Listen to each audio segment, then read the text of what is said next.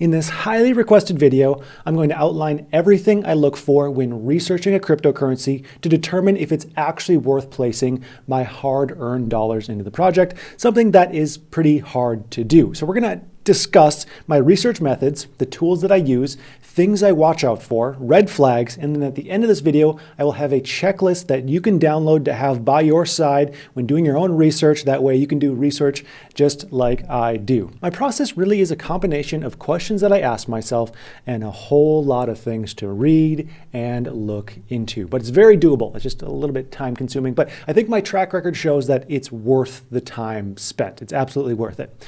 So starting with the first question that I ask, who are the founders and what have they done? I really am looking for relevant experience. Ideally, some kind of experience in another successful blockchain project, but that's not always possible. And we should say that very few of the items on this list are completely make or break. You should think of it more like a report card than a list of must-haves. We want the score as high as possible, but most things are not make or break. I mean, look at Vitalik Buterin. He didn't have any experience beforehand, and he's doing pretty well.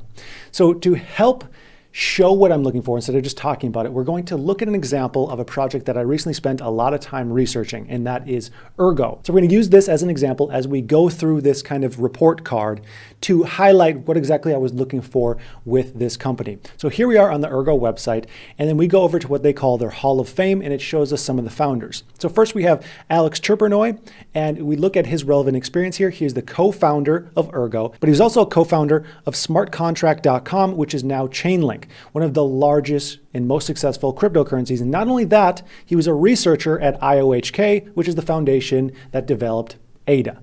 And then we have Dimitri over here, who was also a researcher at IOHK. So they absolutely check the box for relevant experience. Then beyond that, I like to really try and get to know the founding team. So I search for interviews. I search for everything I can possibly find on the team. I especially like interviews though, because then you can actually hear the founders talk and you get a much better feel for who they are and how well they can actually answer these questions. Because some people just blow you away by their interviews, and some people you're like, I don't know about this guy. It gives you a much better feel.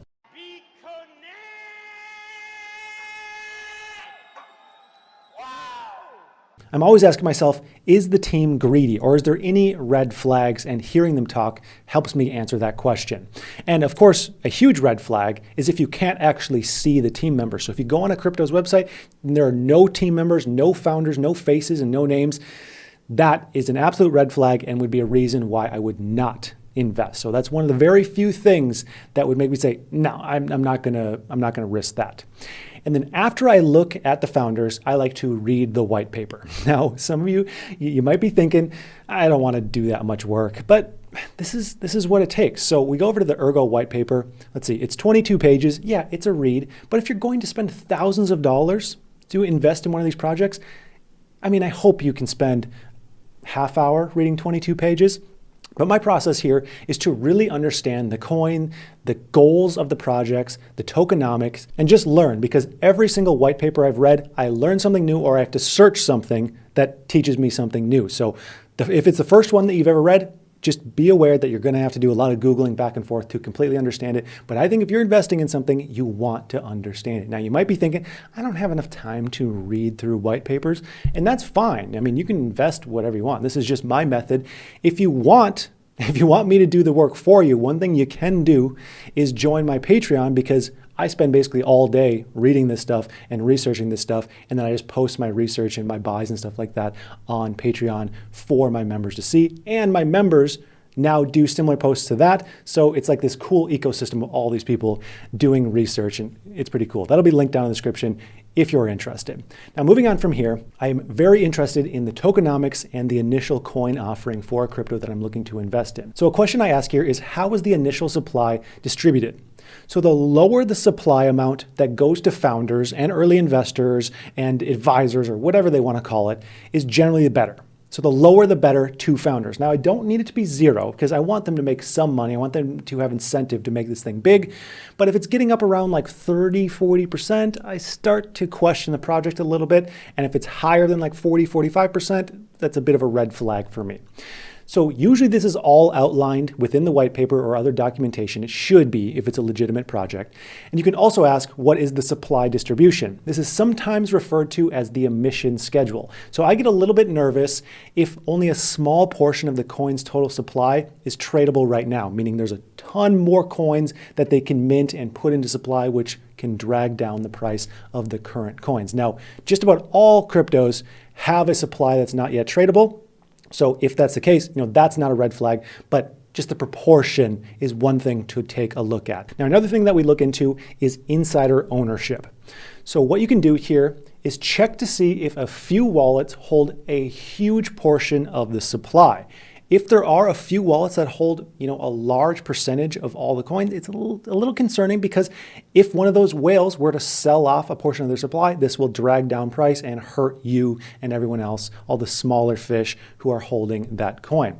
So the holders of a crypto project are public information, but this is not always super easy to find for small projects. And this is because someone needs to actually make a tool to view the blockchain data. So for projects like Bitcoin or Ethereum, it's really easy to do. Those tools are already there. For smaller projects, it's not always there. It's not always easy to find, and it's pretty hit or miss. So I'll usually try and find it. And how I do this is I'll typically just Google the coin's name followed by biggest holders or biggest wallets or insider ownership and just see what I can find, knowing that I can't always find exactly what I'm looking for here, but you can always refer to the tokenomics and the token distribution to get a good idea as to how it should look. And you can also always double check to see if the coin's code has been audited by a third party for an extra layer of verification. Now, the next question I ask is it proof of stake or proof of work? Now, this is far from a deal breaker, but I do have a preference for proof of stake, so I like to know. I like to ask myself which it is, because I think proof of stake is the ultimate future here. It's much more efficient, and I think the tides are kind of turning in that direction. I think proof of stake makes more sense. Now, an exception here is Ergo. They are proof of work. They have good reasoning behind it, so I could accept that fact, and they're more efficient than other proof of work coins that I've looked at. So again, it's not always a deal breaker, but I do prefer proof of stake coins. Next up, I look for partnerships. So really the question here is, are there any notable names partnering with this crypto? And if this isn't right on their website, this should be searchable if you just search the coin's name followed by partnerships. If there's big partnerships, you bet that they're advertising that so people can see it. Now, this isn't a deal breaker or deal maker for me, but it can be just, I look at this as like a nice cherry on top. So for example, the crypto Chainlink has partnerships with Oracle and with Google. And when I read that, my first thought was, hey, that's pretty neat. And then I know if I'm thinking, hey, that's pretty neat, other people are looking at that and they're thinking, hey, that's pretty neat. And that just brings up the overall confidence in the project. Now, the next question, this is a little bit more data oriented, but is there positive momentum? Now, this can mean a few things. This can mean, is the project getting more attention and more fans and more holders over time? Or how do the technicals look? Now, I typically don't put a whole lot of weight personally on technicals because I generally hold long term. I'm looking to buy projects just to hold period. And then I tend just to dollar cost average in, but these metrics can help you with entry points. So there's a few things that I look to. The first one is the real volume. So first, you can actually use this as kind of a filter to just find a coin that you may be interested in. So I like this website, it's masari.io. And if you search here by real volume, you can search volume from highest to lowest. And then you can look at the projects that are actually being traded more than other projects. And there's gonna be coins here that you maybe haven't heard of. And you see, okay, number 22, maybe you haven't heard of this coin before, but the volume is really high. There might be something here, it may be trending upwards. So that's one thing I like to look at. Then I like to look at the individual volume chart. So here we have Chainlink. This is their real daily volume. And I like to just look at the trends here. So we're looking at the all-time volume. And we can see, of course, that this is trending upwards because this is a successful project. All coins are going to look very volatile like this. They're all going to have huge spikes, but I tend to just look for an upwards trend. If it's a downwards trend, of course, that's harder to get out of that pit. And then I'll also look to the RSI indicator. So put simply, the RSI indicator is a function of positive and negative days for an asset, kind of like a ratio. If it has more red days, if a crypto has more red days, the RSI goes down. If it has more green days, it goes up.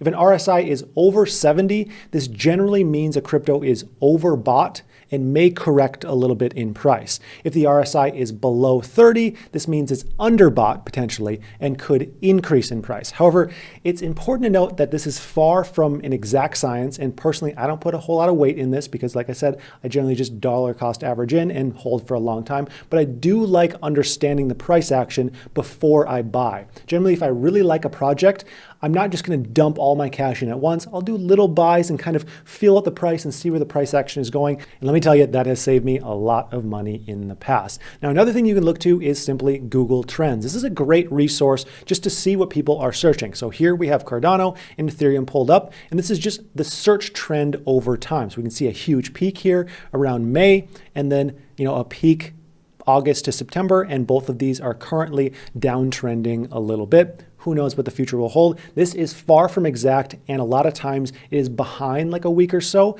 So take this with a grain of salt, but it gives you an idea as to the general trend of where a crypto may be headed. Now we have a little bit of a less data-driven question, and this is, what is the addressable market? You want to find out what problems does this crypto that you're looking into, what problems does it actually solve? And I think this is something that just is simply not talked about enough. There's too much talk about will the price go up, not enough talk about what problems does it solve and is there money behind those problems. I look for this to be as clear and easily explainable as possible. So here is a clear example that I'm just making up. Here's a clear example. We use blockchain technology to reduce transaction fees for foreign payments. Okay, we both know exactly what they're doing and the problem that they're trying to solve. An unclear example would be, we use blockchain technology to make biotech more efficient. The second one sounds fancy, but it doesn't really tell me anything about what they do. What are you doing in biotech to make it more efficient? Tell me where the money is at there. Tell me how blockchain can actually help the problem that you're trying to solve. And you'll find this is much more often the case for very small projects who just haven't clearly defined their objective yet. So look for a clear objective always. You should be able to understand problem, solution. And then you want to ask, what is the size of the market that they're looking to address? So if I'm investing in something that's a bit of a moonshot, because we have to admit that cryptos in general are a bit of a moonshot. So if I'm investing in something that I want to be big, I need the potential to be big, which means I need the market that they're addressing to be big and have money behind it. Just a little anecdote, I once received an email from a company looking for me to talk about their blockchain funeral service. all it really was a funeral service that accepts crypto. But this is obviously not only maybe not a great idea, but obviously a very small market, one funeral shop accepting a crypto. And then the opposite side of the spectrum for me is VeChain. This crypto has a massive addressable market, as one of their goals is to combat counterfeit retail goods like luxury clothing. The counterfeit market size is $1.7 trillion a year. Now, the next question you need to ask is there a clear path to making money? So cryptos are really hot right now. And this means that projects who may be not great can get popular.